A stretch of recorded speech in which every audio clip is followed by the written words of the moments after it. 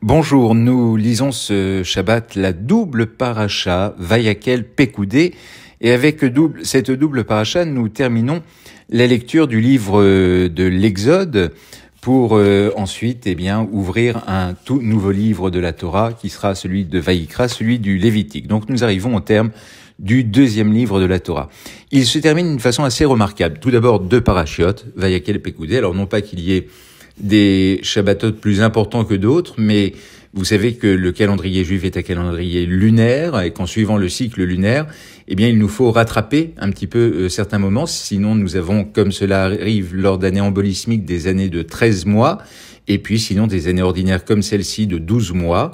Et afin que nous puissions retomber sur nos pieds en quelque sorte, il faut que certaines parachutes soient doublées pour que nous ayons un compte qui soit juste au moment où nous arriverons à Simchat Torah, où nous renouvellerons la lecture de la Torah et que ce renouvellement ne se fasse pas selon le calendrier en novembre, en décembre, en janvier, en février, mais toujours à la fin des fêtes de Tishri, durant les convocations d'automne. Et donc ainsi, nous avons ce premier cycle de double parachute, Vayakel Pekoudé, deux parachutes absolument superbes. C'est très difficile de devoir trancher et de se dire on va étudier une paracha plutôt que l'autre. Mais alors ce qui est assez remarquable dans ces deux parachutes, c'est qu'elles sont très complémentaires.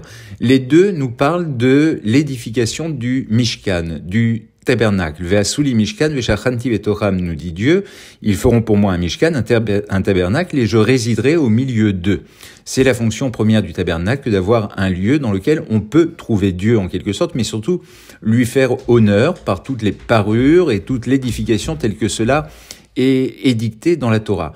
Et c'est ainsi que l'on voit ici, avec des détails qui sont absolument fournis, de quelle façon ce tabernacle doit être fait de la façon la plus précise qui soit, et c'est peut-être le plus important, chacun est mis à contribution selon ses talents. Chacun a un talent. Chacun.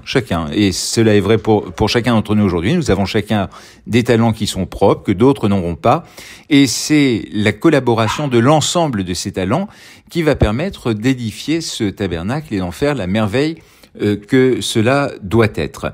Et pour aller beaucoup plus loin encore, il va y avoir quelque chose qui va être demandé à plusieurs reprises dans la Torah pour des raisons différentes, mais ici, il y a une raison qui est très précise, qui est le fameux Chatzi Shekel, c'est-à-dire le demi-shekel. On va prélever auprès de chaque hébreu un demi-shekel. Enfin, quand on dit chaque hébreu, c'est pas exactement chaque hébreu, c'est plutôt chaque homme hébreu, majeur, en âge de faire la guerre, parce que généralement, le demi-shekel, arrivé à deux moments, c'était soit après une guerre pour savoir qui était encore en vie, soit avant une guerre pour savoir sur qui on pouvait compter. Mais là, c'est différent, c'est pour une belle action.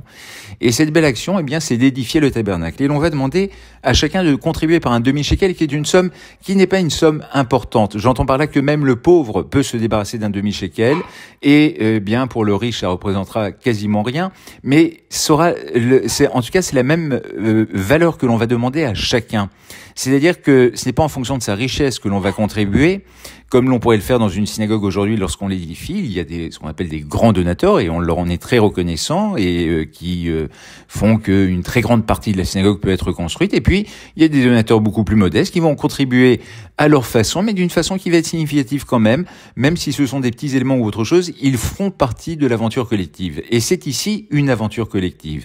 Et dans cette aventure collective, il va être demandé de prélever ce demi-shekel, et ce demi-shekel va avoir une fonction qui va être une fonction particulière, car ce demi-shekel, lorsque tous vont être collectés, vont permettre de construire, d'élaborer le socle, je dis bien le socle uniquement de la menorah, du chandelier à 7 branches. Mais ça veut dire quoi? Ça veut dire, au final, que chacun aura participé. Chacun peut dire, c'est mon œuvre, elle m'appartient aussi. C'est-à-dire que parmi tous les enfants d'Israël, il n'y en a pas un qui est dans une position de force, de pouvoir dire qu'il possède davantage que l'autre ou qu'il a contribué davantage que l'autre. Chacun a contribué à sa façon, à sa manière, a fait ce qu'il a pu et il l'a fait de la plus belle façon qui soit. C'est la force d'une Kehila, c'est la force d'une communauté, c'est la force de J'aime et des autres communautés, de judaïsme en mouvement, mais se dire, mais J'aime peut-être, j'allais dire plus encore, parce que J'aime c'était exactement l'histoire finalement que l'on a un petit peu dans la Torah. C'est-à-dire de mettre des énergies, des forces, qui n'étaient pas obligatoirement faites pour être ensemble. Il y a dans la Torah des tribus qui sont différentes et qui n'ont pas collaboré ensemble, qui ont chacun un rôle différent et qui pourtant sur des œuvres sacrées, importantes, saintes, savent s'unir pour ce qu'il y a de plus beau, c'est-à-dire pour édifier quelque chose, les Shem Shamaim, pour le nom de Dieu, pour grandir le nom de Dieu et pour le magnifier à travers les œuvres de nos mains et à travers tout ce que nous pouvons nous réaliser. Il y a donc là, dans cette double paracha Vayakel Pekoudé, un très bel enseignement qui est un enseignement actuel pour nous, dans cette phase où nous sommes encore dans une phase d'édification de Gem, où nous avons déjà énormément avancé. Un travail immense a été accompli. On se rend bien compte que la tâche est encore ardue, qu'elle est encore longue, qu'elle va vous solliciter. Que dis-je vous solliciter? Nous solliciter. C'est un ensemble de les uns et les autres, que nous soyons présidents, rabbins, fidèles, administrateurs, employés de GEM, sympathisants. Eh bien, finalement, par nos contributions, nous sommes tous égaux dans la communauté. Akol, Shavin, Batfila, Lifnei Adonai, nous sommes tous égaux dans la prière devant Dieu. Et pour que nous soyons égaux dans la prière devant Dieu, eh bien, il faut également que chacune de nos actions soit vue de façon égale devant Dieu. Et c'est cette égalité, vous voyez, qui est déjà une forme de justice sociale avant l'heure, qui est ici élaborée dans la paracha Vayakel Pekoudé, et qui vient dire que si nous pouvons compter sur Dieu, Dieu peut compter sur nous et compter sur chacun d'entre nous. C'est pareil dans une communauté. La communauté peut compter sur chacun d'entre nous. Nous comptons sur chacun d'entre vous et faisons en sorte que cette paracha Vayakel Pekoudé, eh bien, donne un élan supplémentaire et un supplément d'âme à toutes les actions que nous pouvons accomplir depuis la création de GEM. À toutes et à tous, Shabbat Shalom.